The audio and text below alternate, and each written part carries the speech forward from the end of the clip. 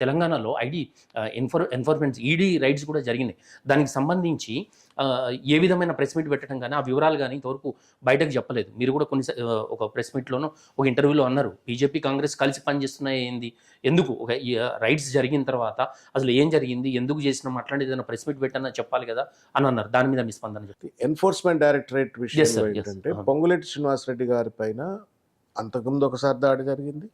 మళ్ళా కూడా నిన్న రైడ్ జరిగింది. రైడ్ జరిగిన తర్వాత దాదాపు 5 రోజుల పాటు రైడ్ జరిగింది. 16 బృందాలు వచ్చినాయి, రైడ్ చేసినారు, ఇక్కడ అక్కడ అంతా అని చెప్పినారు. చెప్పిన తర్వాత తేలిగుట్టిన దొంగల లెక్క ఎందుకున్నారు ఇంతవరకు? ఎందుకు తేలిగుట్టిన దొంగల లెక్క ఉన్నారు? ఇంతవరకు ఎన్ఫోర్స్మెంట్ డైరెక్టరేటు షరామామూలుగా చేయవలసినటువంటి ఒక పత్రికా సమావేశం, మీడియా బ్రీఫింగ్ ఎందుకు చేయలేదు? బయట సమాచారం 1600 కోట్లు అని చెప్పని వింటా ఉన్నాం, 1000 కోట్లు అని వింటా ఉన్నాం, 600 కోట్లు అని వింటా ఉన్నాం. ఒక లారీ నిండా నోట్ల లెక్కింపు మెషిన్లను తీసుకుపోయినట ఇంట్లోకి లెక్క పెట్టడానికి అని చెప్పని వింటా ఉన్నారు.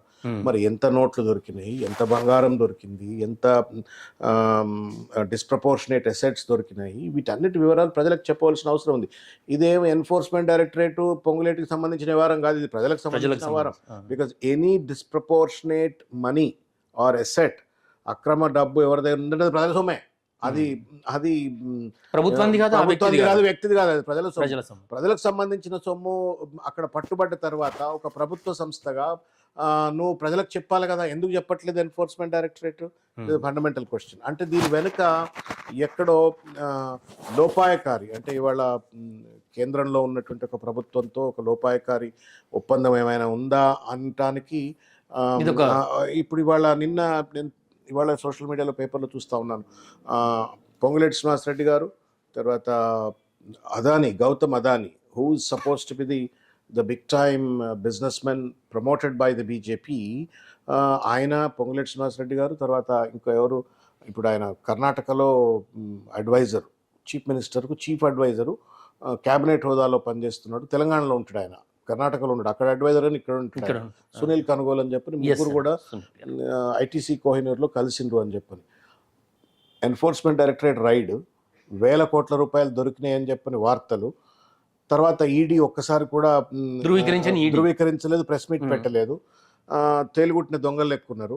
ఇమీడియట్గా రాత్రికి రాత్రి ఐటీసీ కోహినూర్ హోటల్లో మీటింగులు జరిగినాయి అని చెప్పని వార్తలు వస్తూ ఉన్నాయి. దీన్ని ఏమనుకోవాలో మీరు చెప్పండి. దీని అంతా ఒక అంచనా వేసి మీరు చెప్తా ఉన్నారా? మీరు అంచనా వేసుకోండి. ఇప్పుడు గౌతమ్ అదానికి పొంగులేటి శ్రీనివాసరెడ్డితో ఏం పని? ఐటీసీ కోహినూర్లో సెక్రటరియట్లో కలవాలి కదా. సునీల్ కనుగోలు గారికి ఏం పని ఆ మీటింగ్లో కూర్చోడానికి? అంటే ఏదో ఒక లాబింగ్, నెట్వర్కింగ్. మరి ఆ కేసుని మనం చూసినాం గతంలో. అస్సాం ముఖ్యమంత్రి, సీఎం రమేష్, ఇంకా చాలామంది మన తెలుగు రాష్ట్రాలకు సంబంధించిన వాళ్ళు కావచ్చు, బయట రాష్ట్రాలకు సంబంధించిన వాళ్ళు కావచ్చు, ఈడీ రైడ్ కాగానే వాళ్ళు మళ్ళా సాఫ్రాన్ కండువా కప్పుకోగానే ఈడీ సైలెంట్ అయిపోతుంది, కేసులు ఉండవు అనేటువంటిది మనం చూస్తున్నాం. సో ఇట్లా ఏమైనా జరుగుతూ ఉందా? What is cooking up?